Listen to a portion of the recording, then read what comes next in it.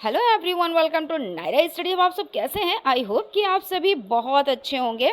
तो फ्रेंड, जैसा कि आप लोगों को पता है कि डीएलएड यानी बीटीसी का रिज़ल्ट जो है वो जारी हो चुका है। आप लोगों ने सभी ने अपना अपना रिज़ल्ट देख लिया है, यानी डीएलएड सेकेंड सेमेस्टर और फोर्थ सेमेस्टर का, ठीक है ना। आपने अपना परसेंटेज भी निकाल लिया।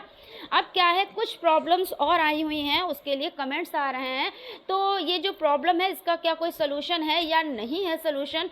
तो कुछ लोग ये चीज़ बार बार यानी कमेंट कर रहे हैं कि इसके लिए अब हमें क्या करना चाहिए, कैसे इसका सोल्यूशन निकलेगा, या ये जो प्रॉब्लम है उसका सोल्यूशन है भी या नहीं भी, है ना।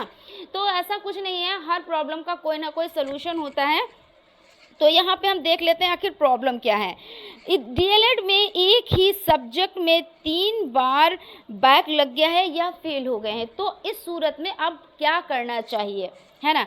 तो काफ़ी अच्छा जो कमेंट है वो आया हुआ है। अब किसी को प्रॉब्लम है तो भाई अपना सोल्यूशन तो वो लेगा ही बंदा, है ना। तो यहाँ पे चलिए हम लोग बात कर लेते हैं। यदि 3 बार बैक लग गया है तो चौथी बार बैक पेपर का फॉर्म नहीं भर सकते हैं। लेकिन देखिए, वीडियो में लास्ट तक बने रहिएगा। कुछ चीज़ें होती है, जैसा कि अभी कहा कि हर प्रॉब्लम का कोई ना कोई सोल्यूशन होता है, तो इसका भी सोल्यूशन कुछ ना कुछ ज़रूर होगा। तो लास्ट तक बने रहिएगा, और चैनल को अभी तक अगर सब्सक्राइब नहीं किया तो सब्सक्राइब कर लीजिएगा, बेल आइकन को प्रेस कर लीजिएगा, और चीज़ें पसंद आए तो लाइक भी ज़रूर कीजिएगा, ठीक है ना। तो यानी कहने का मतलब है कि अगर 3 बार बैक लग गया है तो चौथी बार आप फॉर्म नहीं भर सकते, और आपका डीएलएड का प्रशिक्षण क्या होगा, पीएनपी के द्वारा समाप्त कर दिया जाएगा। लेकिन देखिए यहाँ पे, लेकिन डीएलएड के रिप्रेजेंटेटिव के द्वारा जिन प्रशिक्षुओं का किसी भी सेमेस्टर में यदि एक सब्जेक्ट में 3 बार बैक लग गया है तो उनको क्या करना होगा, उनको अतिरिक्त मौका देने के लिए पीएनपी कार्यालय पर और एससीईआरटी कार्यालय पर एक ज्ञापन दिया गया था। उसके बाद क्या किया, तो उसके बाद डीएलएड में किसी भी प्रशिक्षु का किसी भी सब्जेक्ट में 3 बार बैक लग गया है, उनको एक अतिरिक्त मौका देने के लिए एससीईआरटी कार्यालय के द्वारा अनुमति दे दी गई। तो ये तो बहुत ही अच्छी बात है, क्योंकि कुछ लोग बहुत ज़्यादा नर्वस थे। तो ऐसा नहीं है, क्योंकि अनुमति दी गई, और जिन भी प्रशिक्षुओं का किसी भी सब्जेक्ट में यदि 3 बार बैक लग गया था और प्रशिक्षुओं का ऑफलाइन मोड में बैक पेपर की परीक्षा में सम्मिलित होने के लिए एससीईआरटी कार्यालय पर ऑफलाइन मोड में आवेदन किया गया था, उसके लिए पीएनपी के द्वारा अलग से एडमिट कार्ड भी जारी किए गए थे, और बैक पेपर की परीक्षा में शामिल भी किया गया था, ठीक है ना। तो मुझे विश्वास है कि आप लोगों को आंसर मिल रहे होंगे, और जो प्रॉब्लम है उसका सॉल्यूशन भी आप लोगों को मिल रहा होगा, है ना। तो फ्रेंड्स, यदि किसी भी प्रशिक्षु का किसी भी सेमेस्टर में अगर एक ही सब्जेक्ट में 3 बार बैक लग गया है तो आप सभी लोगों के पास 2 मौके हैं। 2 मौके कौन कौन से हैं? तो अगर हम पहले मौके की बात करते हैं तो देखिए क्या होगा कि जो आपके पास 2 मौके हैं, या तो आप पीएनपी के द्वारा स्क्रूटनी के आवेदन दिए जाएं, उसमें आवेदन कीजिए। भाई, पहला मौका ये है कि अगर जब स्क्रूटनी के फॉर्म भरे जाएं तो आप उसमें आवेदन कीजिए, और हो सकता है आप उसमें पास हो, भाई वेल एंड गुड, बहुत अच्छी बात है। अगर नहीं तो क्या होगा, अगर नहीं पास होते हैं तो अगली बार जब भी बैक पेपर के फॉर्म पीएनपी के द्वारा भराए जाएं तो आप सभी लोग एससीईआरटी पर ऑफलाइन मोड में आवेदन कर सकते हैं, ठीक है ना। लेकिन एक चीज़ और ध्यान में रखनी है आप लोगों को, कि आप लोगों को क्या करना है, एससीईआरटी कार्यालय पर ही आवेदन करना होगा, ना कि आपके अपने कॉलेज से। ये चीज़ आप लोग ख्याल रखिएगा, और मेरे हिसाब से आप लोगों को आंसर मिल गए होंगे।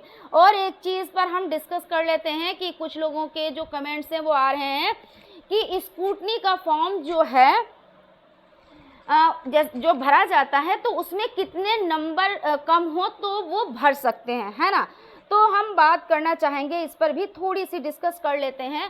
तो अगर आपका 1 नंबर, 2 नंबर, 3 नंबर कम है तो आप लोग फॉर्म ज़रूर डालिए। मैं ये नहीं कहती भाई जिसके 4, 5, 6 नंबर भी कम है वो भी डालें, लेकिन मेरे हिसाब से अगर मुझसे पर्सनली ये चीज़ पूछी जाए तो 4, 5, 6 नंबर अगर कम है तो बहुत ही मुश्किल होता है कि हाँ इतने नंबर आपको बढ़ के मिल जाए। इसका एक नियम होता है, स्क्रूटनी फॉर्म देखिए भरा तो जाता है, लेकिन क्या होता है कि जब आपका जो सब्जेक्ट है उसमें मान लीजिए उसमें आपकी बैक लग गई, किसी की भी मतलब अच्छी चीज़ नहीं होती है, लेकिन क्योंकि हम डिस्कस इस पर कर रहे हैं बैक पर, तो वहीं पे हम डिस्कस करेंगे ना।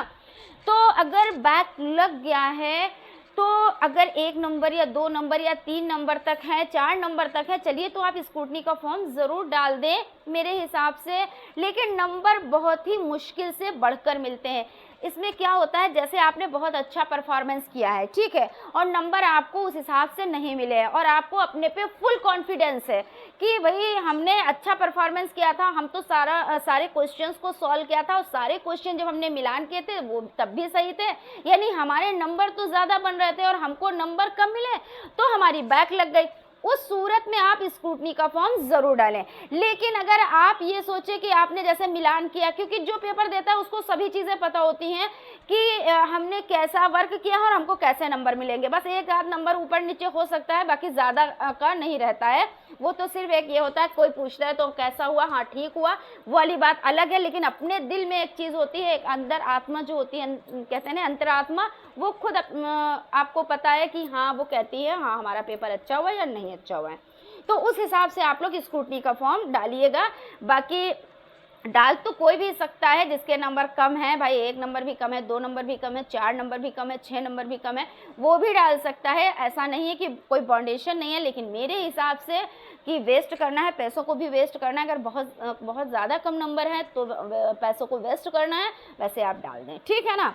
तो मेरे ख्याल से आप सभी लोगों को आंसर मिल गए होंगे। फिर भी अगर कहीं पे कोई डाउट रह गए हैं, उसको हम क्लियर नहीं कर पाए हैं, या आपके और भी कोई क्वेश्चन है, कोई भी क्वेरी है, तो उसको क्लियर करना है तो आप कमेंट करें, हम उसका रिप्लाई आप लोगों को ज़रूर देंगे, कमेंट के माध्यम से भी देंगे। अगर हमें लगेगा उस पर हमें वीडियो बनानी चाहिए तो हम वीडियो भी ज़रूर बनाएंगे।